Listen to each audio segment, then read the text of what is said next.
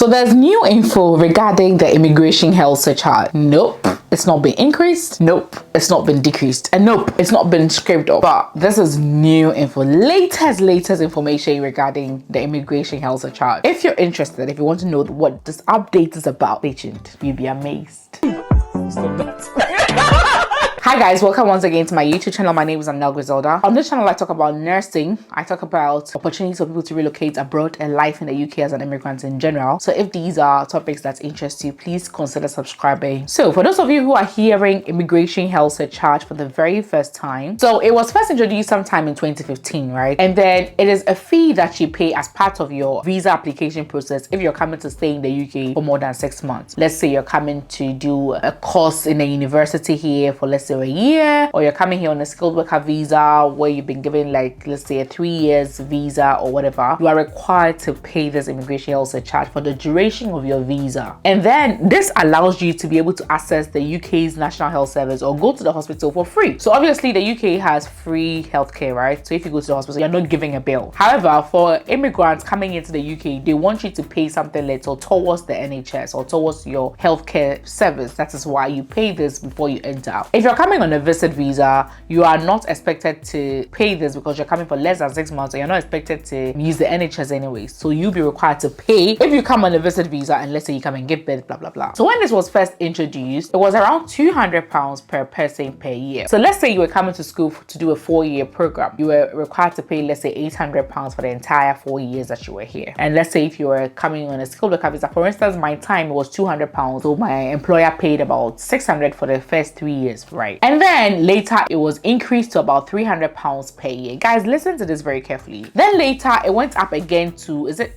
600 and something pounds per year per person. So if, let's say, you are coming with your partner, you alone per year is over £600. So if you're giving a 3 years visa, just you alone, you are expected to pay about £1,800. So let's say you're coming with your husband or your spouse, that's about £3,600. You're coming from your home country, they're expecting you to pay this amount of money before you come into the UK so that you can access free healthcare service. No problem. Somewhere along the line, dreadful updates came last year when the cost of living went high and everything became expensive. They increased this again, £1,000+ per year per adult. And then for children and for those coming on the youth mobility visa, they were supposed to pay about £470 per year per a child, right? So in one of my previous videos, I did like a case study, right? Let's say you're coming with a family of 4 or a family of 3, how much you're expected to pay. Let me briefly refresh your minds on the figures that we discovered in that particular case study that we did in that particular video. So let's say you are an adult more than 18 years old, okay, and then you're coming and to work as a teacher. At the moment, you have to pay £624 per year, okay? So since your visa is for 3 years, that's times 3, you now be expected to pay £1,872, okay, for the 3-year period. And remember, this is before your flight tickets, this is before your visa fees, this is before any other thing that you have to pay for. So this already was not good. But now, if this should be approved come the next few weeks, then from 16th of January, you will be expected to pay £3,105, because remember, it's now £1,035, okay? So multiply by the 3 years that your visa, you know, the duration of your visa, which is 3 years, multiplied by 3, now it is £3,105 alone. Flight tickets not inclusive, and any other thing not inclusive. Now let's look at those that will be coming with their families. So for instance, if you are coming with a family of 4, let's say you're the main applicant, you're coming with your wife and then 2 other kids, okay? Before 16th of January 2024, you are going to be paying £6,564 for a 3-year skilled worker visa if you were coming with your family at the same time, okay? Because one adult is paying £624 per year, okay? So for the 2 adults, you are going to be paying £1,248 per year, and each child before 16th of January at the moment pays £470. So for the 2 kids for the 3 years is going to be £2,188. So for the 3-year skilled worker visa before 16th January, a family of 4 is paying £6,564, okay? Now with the same kind of visa, after 16th of January, the same family will be paying $10,866. Why? Because now it's being increased from $624 for adults per year to $1,035. And each child is also below 18 years is now going to pay £776 per year instead of the $470. So for the 2 adults, for the 3-year period, you're going to be paying 6,210, and for the 2 kids as well, for the 3 years, they're going to be paying 4,656 for the 3-year period. So together, they'll be paying 10,866 for the 3-year period. That is before your visa application, that is before your flight tickets for your family of 4, that is before everything else. How many people in the UK even have 10,866 in their bank account?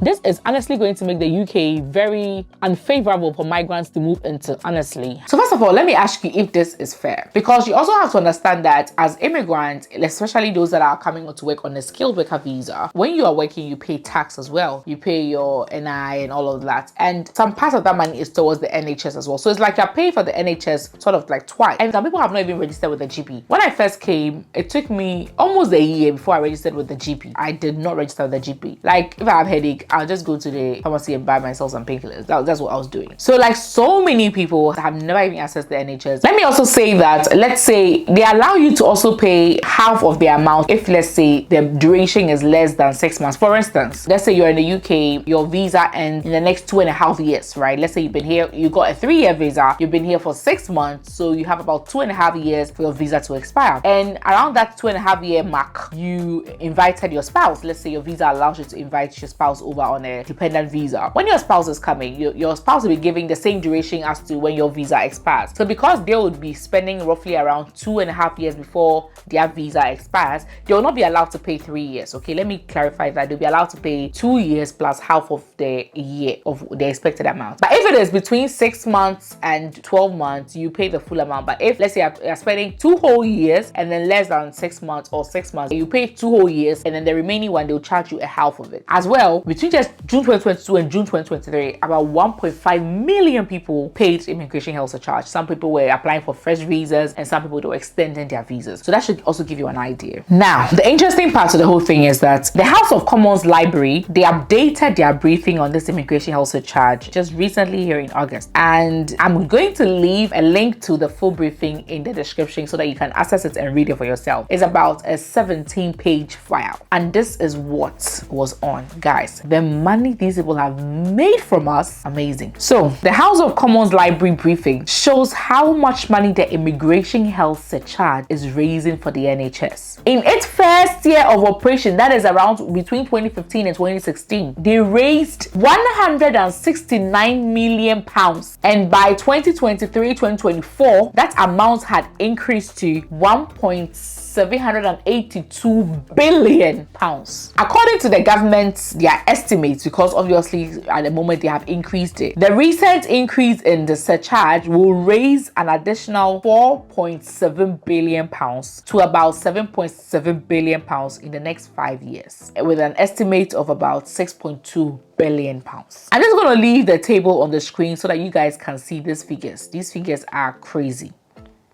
So in 2015-2016, they made 169 million pounds. The next year, they made 210 million pounds. In 2021-2022, they made over 1.4 billion. 2022-2023, over 1.7 billion. 2023-2024, 1.782 billion. And this is even with health and care worker visas being not paid. So if you're on a health and care worker visa, like you're coming here to work as a nurse, as a doctor, as a carer, as a senior care worker, you're not allowed to pay this amount of money. So this is even with those people not part. This is the amount of money they are raising. So some people are arguing that if you compare how much people have to pay when they go to countries like America, Canada to access healthcare, and compared to not having to pay anything when you are here, then migrants are getting value for money. Other people are saying that if you're a legal migrant, you are obviously paying taxes anyways, which is also used to fund the NHS. So why should we have to pay double? But let me know what you think, and look at these figures that they are paying, and look at these figures that they are raising from these fees. And then the irony about this whole thing is that we are considered to be from poor countries. We are considered to be from so-called third world countries. We are considered to be from poor backgrounds. That's why we are living and rushing for better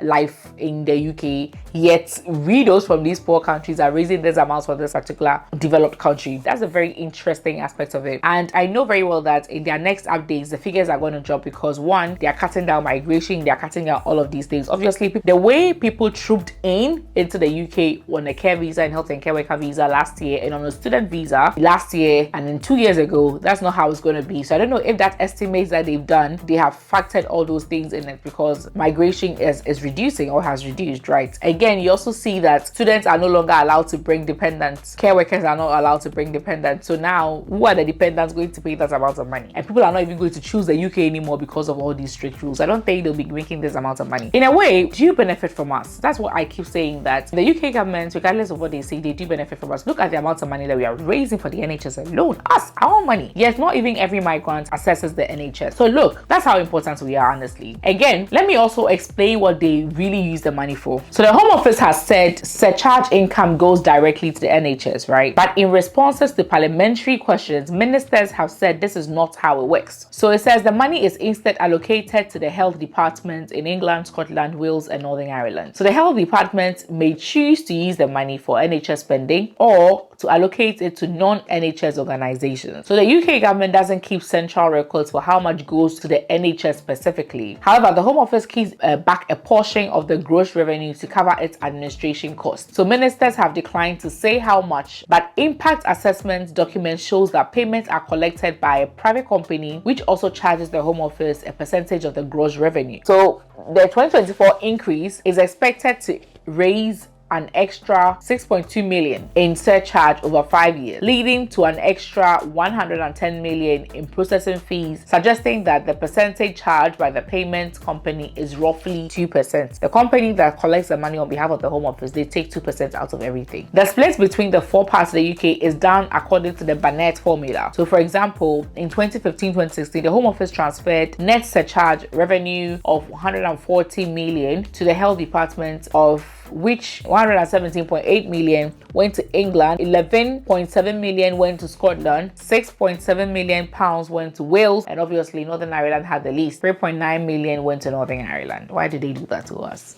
Anyway, so roughly this is it. And I know that if you're a migrant and you're struggling to raise this money, especially those with large families, you can't expect to come to a country, you get a 3 years visa, use all the savings you made in that 3-year period to renew your visa or to pay for health surcharge for you and your family for the next visa period or to extend your visa. It doesn't make sense. That is why for me, I would always say get a side hustle. And that is why for me, one of my favorite platforms of all time is Skillshare. And Skillshare honestly made it easy. So Skillshare is a proud sponsor of today's video. So for those of you who are hearing Skillshare for the first time, Skillshare is an online learning community with thousands of inspiring classes. On Skillshare, there's a class on whatever that you want to learn. And remember, these classes on Skillshare are led by industry experts in these fields or in these categories. So you know that you're getting the best information for the best of the people in the game. The class that helped me get a little bit extra money to put in my slash fund jar to be able to enjoy life while still working was e-commerce essentials. It says e-commerce essentials, how to start a successful online business. And I took this class on Skillshare, and the class was led by Tracy Wallace. The class currently has over 63,149 students. Can you imagine? All these people are upgrading their lives. So let's say you're interested in animation, learning how to animate, learning how to design, learning how to cook, photography, filming, how to start a YouTube channel and do well, how to create an online course, whatever it is that you're interested in, there's a class on Skillshare for you. Skillshare has beginner-friendly class, people who are at the intermediate level, and classes for people who are the pro as well. On Skillshare, there are no adverts, so you're getting the value straight away with no interruptions. So now Skillshare has created a new and improved class system, including smarter class categories, 3 new class topics, creative art, creative inspiration, and AI and innovation, and the ability to find classes by software and material. So new members are asked to share a little about your interest, and then from there, Skillshare will immediately recommend some tailored classes to meet your goals. Okay, so this is amazing. If you don't know exactly what class to take based on the interest that you input on the website, Skillshare will be able to recommend some very good classes